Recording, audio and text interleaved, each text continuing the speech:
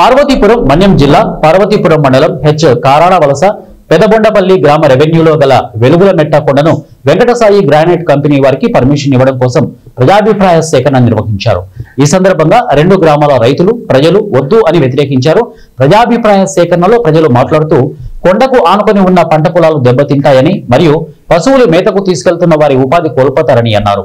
ఈ కార్యక్రమంలో అధికారులు గ్రామస్తులు స్వచ్ఛంద సంస్థ నాయకులు తదితరులు పాల్గొన్నారు।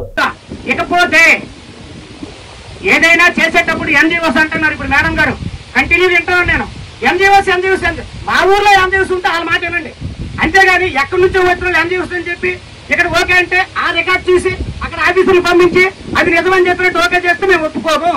మా ఊర్లో ఎన్జీఓస్ ఎవరన్నా రమ్మనండి, మేము ఒప్పుకుంటాం, అంతేగాని సంబంధం లేని ఎన్జీఓస్ చెప్తే ఒప్పుకునే ప్రసక్తి లేదు।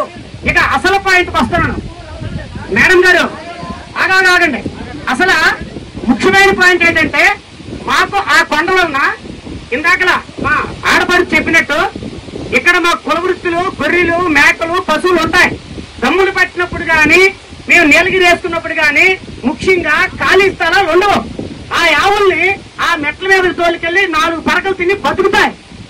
ఒక్కల బతుకు కోసం 100 మంది కుటుంబాలు కడుపు కొట్టి వాళ్ళ జీవనోపాధిని తీయవలసిన హక్కు, జీవనోపాధి హక్కు ఏ పడినవారని కానీ మైనింగ్ గ్రానైట్ లో మైనింగ్ వారికి కానీ ఎటువంటి గవర్నమెంట్ కానీ హక్కు లేదు। నాయకుడైనా 5 సంవత్సరాలకు ఒకసారి మారుతారు, కానీ ఇక్కడ మా క్వారీ కొన్ని లక్షల వేల సంవత్సరాల నుంచి వచ్చింది, మా తాతల నుంచి అనుభవించింది।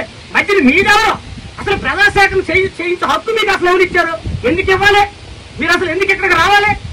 మా హక్కును తీసుకెళ్ళిపోయాక ఇకపోతే ఉపాధి అంటారు, ఎవరండి ఉపాధి? ఇప్పటికీ మరి కొన్ని ఒక్క 20-30 సంవత్సరాలు పోనివ్వండి, అందరూ రోడ్లు పడతారు। ఎందుకంటే